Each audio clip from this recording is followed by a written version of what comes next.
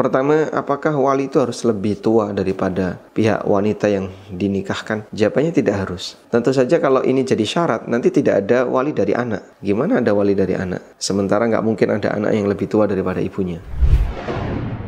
Open Mic ANB. Ustadz, ini bicara tentang wali, Ustadz. Sebenarnya di masyarakat itu kadang ada praktek nikah menggunakan tapi walinya wali hakim.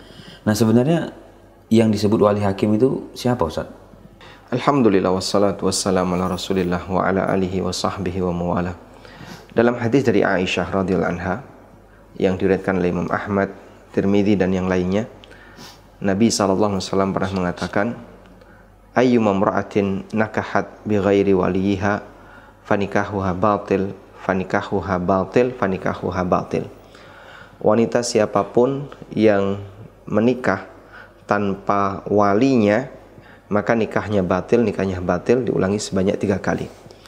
Lalu di bagian akhir hadis Rasulullah SAW mengatakan, fa in ishtajaru fasultanu waliyu man la waliyalah. Jika terjadi sengketa, fa in ishtajaru bimana tanaza'u. Kalau terjadi sengketa, sehingga bisa jadi ada seorang wanita yang ini nggak jelas, walinya itu paman A ataukah paman B, atau saudara yang kanan atau saudara yang kiri misalnya, ketika bapaknya sudah meninggal, sehingga terjadilah sengketa di tengah keluarga. Fasultanu waliyyu man la waliyalahu. Maka sultan akan menjadi wali bagi siapa yang tidak punya wali. Berdasarkan kalimat ini, maka sultan bisa menjadi penengah ketika terjadi sengketa antar wali. Atau yang kedua adalah ketika seorang wanita itu tidak punya wali di kalangan keluarga, maka bisa dinikahkan dengan wali sultan. Nah, kemudian Nabi SAW menyebut di sini dengan kalimat sultan. Kata sultan menunjukkan bahwasanya dia punya wilayah, dia punya wewenang dan kuasa. Karena itu para ulama mengatakan yang dimaksud dengan as-sultan yang dia berhak jadi wali adalah al-hakim atau al-imam, pemimpin atau hakim setempat, atau orang yang dipasrai sebagai pihak yang ngurusi bagian itu atas nama negara. Kalau di tempat kita jalurnya sudah jelas, yaitu kantor urusan agama, sehingga kepala KUA dan pejabat-pejabat yang ada di situ, dia yang punya wewenang untuk urusan pernikahan semacam ini. Itulah definisi dari wali hakim. Baik, Ustaz, kalau tadi bicara yang dikasih wewenang itu, Ustaz, berarti kalau kepala desa, Ustaz, atau mungkin RT RW bisa nggak disebut sebagai wali hakim? Karena mungkin ada yang berpandangan yang penting yang menikahkan saya adalah pejabat negara, mungkin ya tadi yang mewakili negara, dalam hal ini ya mungkin Pak RT-nya, kepala desanya, atau mungkin ya kenalannya di bupati atau camat gitu, Ustaz. Bisa nggak itu disebut juga sebagai wali hakim? Yang penting kan tadi dia bagian dari sultan gitu. Atau memang harus di KUA? KUA kan mungkin urusan pencatatan saja. Itu gimana, Ustaz? Jadi seperti ini sudah ada jalurnya di negara kita. Pada prinsipnya kata sultan itu memang berlaku umum, dan yang paling berwenang adalah yang tertinggi. Kalau di sebuah negara kerajaan berarti dia raja, kemudian turunannya adalah bawahannya sesuai dengan posisi yang ditunjuk oleh sang raja. Itu secara prinsip syar'i. Jadi yang bisa jadi wali adalah semua yang berstatus sebagai sultan. Namun di negara kita sudah diatur sehingga ada jalurnya. Maka yang dia bekerja di luar wewenangnya nanti tidak akan diakui oleh negara. Sehingga di sini kenapa harus sultan? Dia punya kekuatan hukum. Kalau kemudian dia keluar dari wewenang pada posisi ketika tidak diakui oleh negara, sama saja. Berarti status perwalian sultan itu tidak berlaku baginya. Karena itu harus melalui jalur yang sudah ada. Anggaplah misalnya struktur kepemimpinan terendah di negara kita yang dia punya wewenang, punya wilayah adalah kelurahan. Kalau RT RW kan tidak ada ya. Kalau kelurahan ada wilayahnya. Sehingga keputusan kelurahan itu menjadi produk negara.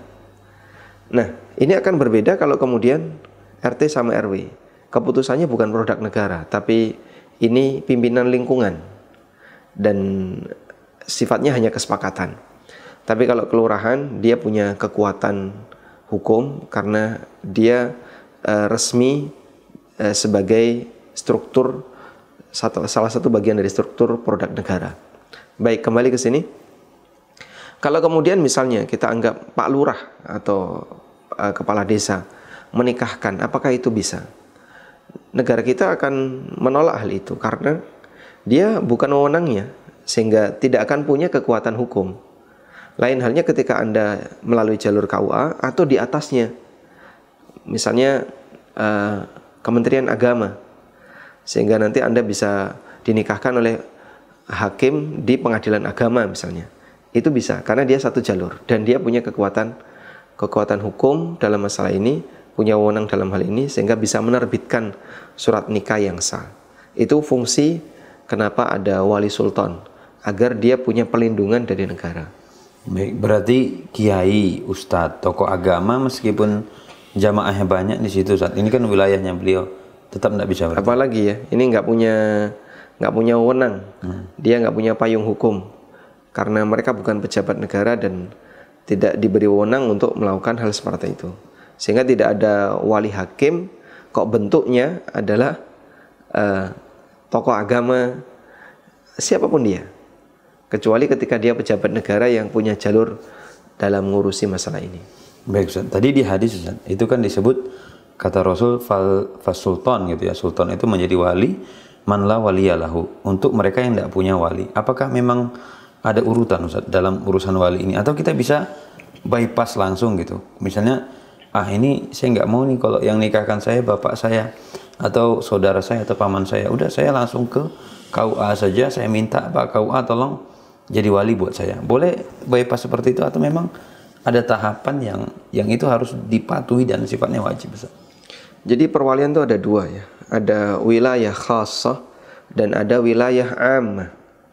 Wilayah khassah, perwalian khassah itu adalah perwalian dari jalur orang yang mendapatkan asobah di keluarga si wanita ini. Ini kan yang mau dinikahi seorang wanita, dan dia punya keluarga laki-laki yang disebut dengan keluarga yang dapat asobah. Nah, keluarga yang dapat asobah ini meliputi bapaknya, kemudian kakeknya, terus anaknya yang laki-laki, lalu saudaranya, kemudian pamannya dan seterusnya, lelaki yang berada di kanan kirinya. Ini wilayah khassah. Kemudian yang kedua wilayah ammah, hak perwalian yang bersifat umum. Bersifat umum itu mencakup lebih luas, sehingga tidak hanya terbatas pada wanita tertentu. Dan wilayah ammah ini adalah sultan. Fasultanu waliyyu man la waliyalahu. Sultan akan menjadi wali bagi orang yang tidak punya wali, walaupun tidak ada hubungan keluarga dengan si wanita ini, karena dia wilayah ammah. Maka sultan bisa menjadi wali dari Sabang sampai Merauke untuk muslimah yang ingin nikah ketika dia dalam posisi kasus tidak ada wali khassah. Nah, para ulama menegaskan bahwa wilayah khassah muqaddamatun ala wilayatil ammah. Wilayah khassah, wilayah yang terbatas, itu lebih didahulukan daripada wilayah ammah. Karena itu kalau ada pernikahan, orang menggunakan wilayah ammah sementara masih ada wilayah khassah, nikahnya tidak sah. Sehingga wali hakim baru berlaku jika wali nasab sudah tidak ada atau terjadi sengketa seperti yang tadi kita sampaikan.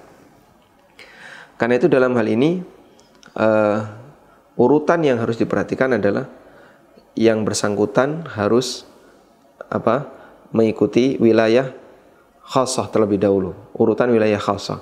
Baru kalau tidak memungkinkan, baik tidak ada atau terjadi sengketa, maka baru beralih ke wilayah ammah. Baik. Nah, selanjutnya urutan di wilayah khassah itu siapa saja? Yang pertama adalah bapak.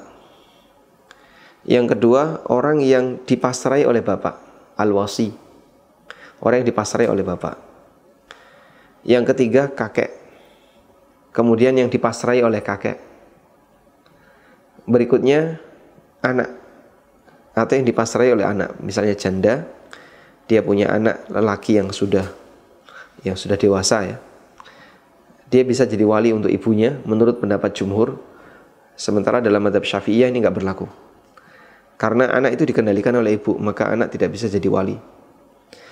Lalu cucunya, cucu laki-laki dari anak laki-laki. Dan berikutnya adalah al-wasi, orang yang mendapatkan wasiat atau orang yang mendapatkan mandat dari si cucu ini.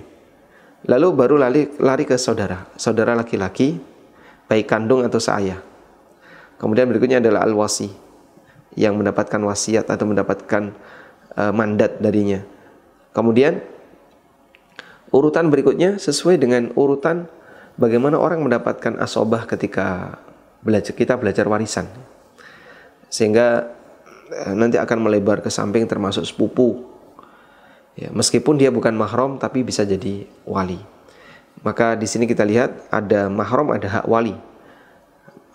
Mahram dengan wali bisa jadi jalurnya berbeda. Ada wali yang bukan mahram, contohnya sepupu. Dia bisa jadi wali walaupun sepupu itu bukan mahram. Nah. Baik, Ustaz. Mengenai usia, Ustaz, apakah wali itu harus lebih tua, Ustaz, dari wanita yang akan dia nikahkan?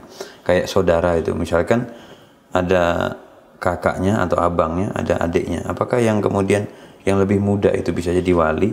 Dan tadi kan Ustaz sebut ayah, orang yang ditunjuk oleh ayah gitu saja, kakek, orang yang ditunjuk oleh kakek. Nah, mereka ini Ustaz, apakah memang harus berasal dari yang punya hubungan nasab atau orang luar, Ustaz?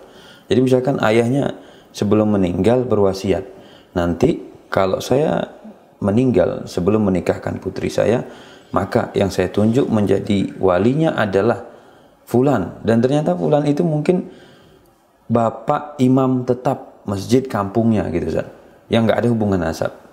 Bisa nggak yang seperti itu? Atau memang harus dipilih juga dari yang ada hubungan nasab ini, Ustaz? Itu gimana, Ustaz?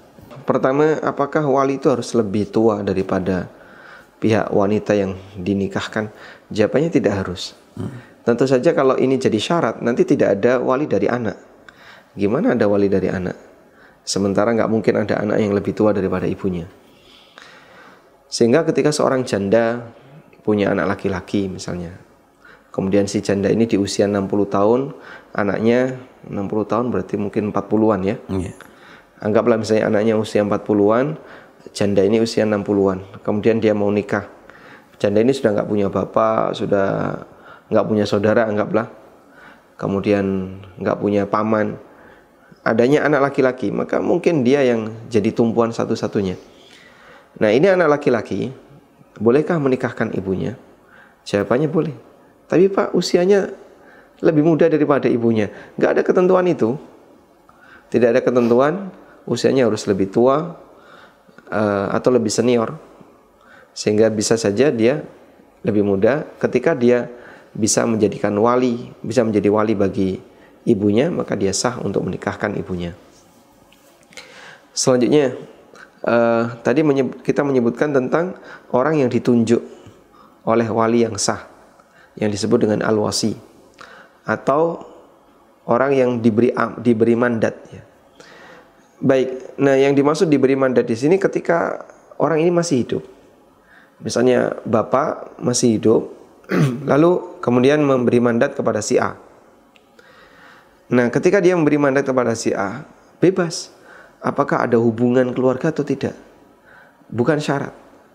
Anggaplah misalnya si A ini adalah seorang tokoh agama di tempat itu, tidak ada hubungannya dengan si bapak, tapi dikasih mandat ya.